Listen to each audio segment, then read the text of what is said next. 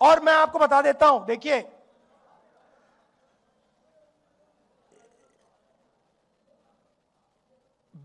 जो आपने बोला ना, कांग्रेस पार्टी का जो धन है, कांग्रेस पार्टी गरीब पार्टी, बीजेपी अमीर पार्टी बन गई। और उसने क्या किया? बीजेपी ने, नरेंद्र मोदी ने अपना पूरा का पूरा धन अदानी को नहीं दिया। नहीं, ये वो है मोदी का, वो है बीजेपी का, अदानी का नहीं। वो सिस्टम पूरा बीजेपी का सिस्टम है। वो अदानी कंपनी नॉर्मल कंपनी नहीं है, वो ऐसे है, यूं है। और पूरा का पूरा जो स्ट्रक्चर है, फाइनेंशियल स्ट्रक्चर है, बीजेपी का फाइनेंशियल स्ट्रक्चर, वो अदानी कंपनी में है। और इस बात को अमेरिकनों ने समझ लिया और पकड़ लिया। इसीलिए अमेरिका में केस किया है। भाई और बहनों, वो केस अदानी जी के खिलाफ नहीं है, वो केस सीधा मोदी जी के खिलाफ है। और वो केस मोदी जी को मैसेज है कि अगर आपने हमारी बात नहीं सुनी तो हम आपका पूरा का पूरा फाइनेंशियल सिस्टम खोल देंगे, हिंदुस्तान को दिखा देंगे। तो अब नरेंद्र मोदी जी हिंदुस्तान के प्रधानमंत्री नहीं रहे हैं, वो अब अमेरिका का काम कर रहे हैं। और जब मैं ये बात पार्लियामेंट में कहने जा रहा था, नरेंद्र मोदी भाग के निकल गए। आंख में आंख नहीं मिला सकते।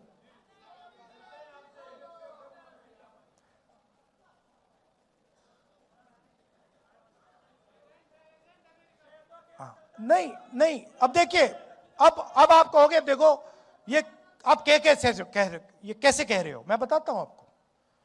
हर चीज का मैं आपको सबूत दूंगा। हिंदुस्तान का कोई भी प्राइम मिनिस्टर कृषि का सिस्टम नहीं खोल सकता। बाकी दुनिया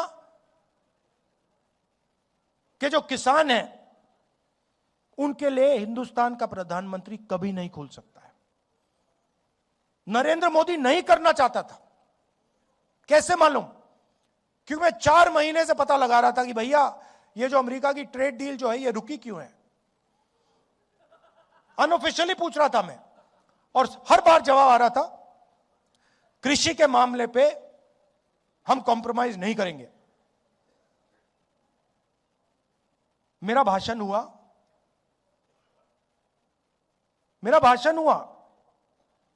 1 घंटा रोका, फिर शुरू हुआ, फिर रोका, फिर शुरू हुआ, फिर रोका, फिर शुरू हुआ।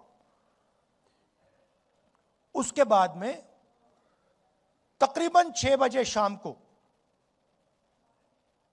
जैसे ही प्रधानमंत्री पार्लियामेंट से भाग के गए, उसके एकदम बाद प्रधानमंत्री ने ट्रंप को फोन किया। कैबिनेट से नहीं पूछा, ये हमारे कृषि मंत्री हैं, इनसे नहीं पूछा, गडकरी जी से नहीं पूछा, फॉरेन मिनिस्टर से नहीं पूछा, सीधा फोन लगाया और ट्रंप को कह दिया कि भैया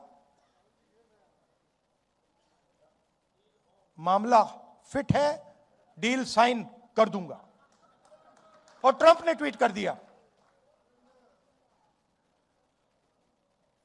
जो काम 4 महीने के लिए रुका हुआ था, जो कॉम्प्रोमाइज आपने 4 महीने नहीं किया, वो आपने 15 मिनट में क्यों कर दिया? एप्स्टीन और अदानी और भी चीजें हैं जो मैं जानता हूं, मगर ये 2 हैं, ये 2 मेन चीजें, और फिर 2-3 और चीजें हैं। क्या दिया नरेंद्र मोदी ने? हिंदुस्तान का पूरा डेटा पकड़ा दिया। अगर अमेरिका को चाइना से मुकाबला करना है, चाइना के पास दुनिया का सबसे बड़ा डेटा का पैकेज है, नंबर 2 पे हिंदुस्तान का है। हिंदुस्तान के डेटा के बिना अमेरिका चाइना के सामने खड़ा नहीं हो सकता, सीधी बात है। नरेंद्र मोदी ने आप सबका डेटा, हिंदुस्तान की जनता का डेटा सारा का सारा अमेरिका को दे दिया। हमारा डेटा अमेरिका कहीं भी रख सकता है, अमेरिका में रखना चाहता है अमेरिका में रख सकता है। 20 साल का टैक्स हॉलिडे दिया उनको, और हम अपने ही डेटा को चेक नहीं कर सकते। हम उनसे नहीं कह सकते कि भैया इस डेटा का ऐसे प्रयोग नहीं करोगे। गया, मानो सऊदी अरेबिया ने या रूस ने अपना पूरा का पूरा तेल अमेरिका को दे दिया। यह नरेंद्र मोदी ने किया। दूसरी बात, नरेंद्र मोदी जी ने कहा कि हर साल 9 लाख करोड़ रुपए का माल हम अमेरिका से खरीदेंगे। 9 लाख करोड़ रुपए का माल हम अमेरिका से खरीदेंगे। मैं आपसे पूछना चाहता हूं, अगर 9 लाख करोड़ रुपए का माल हम अमेरिका से खरीदेंगे तो हमारे बिजनेस क्या करेंगे? हमारे स्मॉल मीडियम बिजनेस क्या करेंगे? तो डेटा दिया, वायदा किया कि 9 लाख करोड़ रुपए का माल खरीदेंगे। कपास, सोया, फल, बादाम, अखरोट, दाल। अब अमेरिका के जो किसान हैं वो अपना यहां बेचेंगे।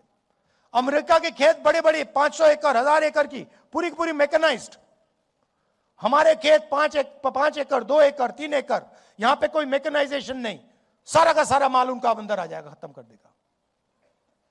और आखिरी बात जो गौतम जी ने कही, हमारी एनर्जी सिक्योरिटी। अभी आप देखना क्या होने वाला है यहां पे। ये स्टेट ऑफ हॉर्मुज जो बंद हुआ है, अभी आप देखना हिंदुस्तान में क्या होने वाला है। अभी तो शुरुआत हुई है। क्यों? क्योंकि नरेंद्र मोदी ने हिंदुस्तान की एनर्जी सिक्योरिटी अमेरिका को दे दी।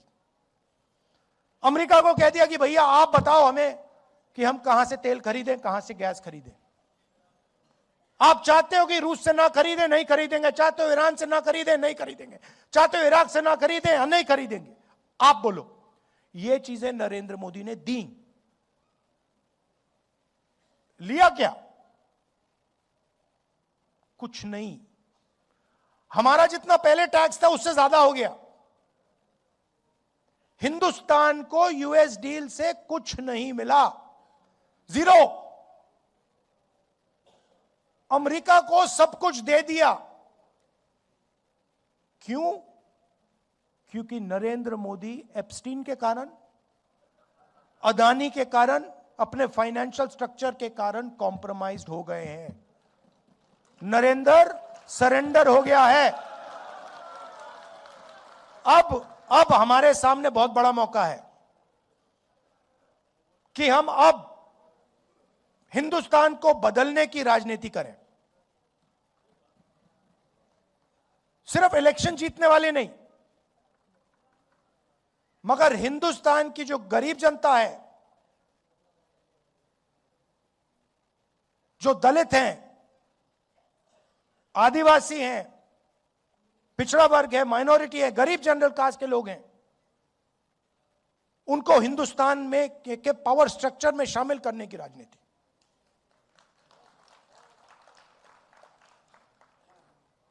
और उसके लिए आपको आपके दिल में कुछ होना पड़ेगा। नारों से नहीं होने वाला।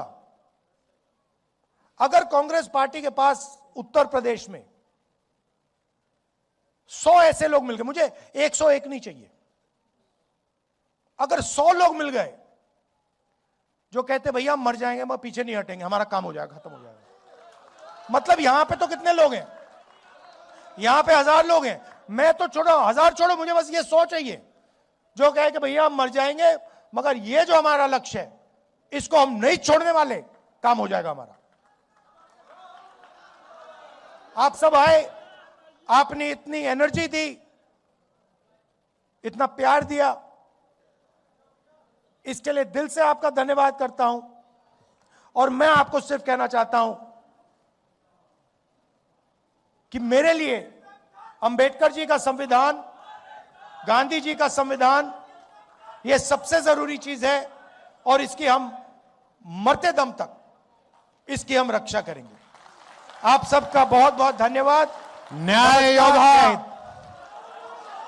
साथियों, एक प्रस्ताव आया है, न्याय योद्धा राहुल जी, एक प्रस्ताव आया है इस सभागार में, वो मैं आपके समक्ष रखना चाहता हूं। आप सबका उसमें समर्थन चाहूंगा। एक मिनट जरा प्रस्ताव को ध्यान से सुनिए। ये प्रस्ताव आया है बैकवर्ड दलित माइनॉरिटी फोरम की तरफ से और ये प्रस्ताव है भारत रत्न हेतु मांग पत्र। सेवा में कांग्रेस के वरिष्ठ आदरणीय राजेंद्र पाल गौतम जी, अनिल जैन और न्याय योद्धा राहुल गांधी जी, मान्यवर काशीराम साहब को मरणोपरांत भारत रत्न से सम्मानित करने हेतु भारत सरकार से मांग पत्र। क्या ये सभा इसका समर्थन करती है? तो ये प्रस्ताव पास हुआ कि मान्यवर काशीराम जी को भारत रत्न मिलना चाहिए और हम गारंटी देते हैं कि न्याय योद्धा राहुल गांधी जी जब भी इस देश के प्रधानमंत्री बनेंगे तो ये काम हो करके रहेगा। सबका धन्यवाद, आप सभा में आए दूर दूर से।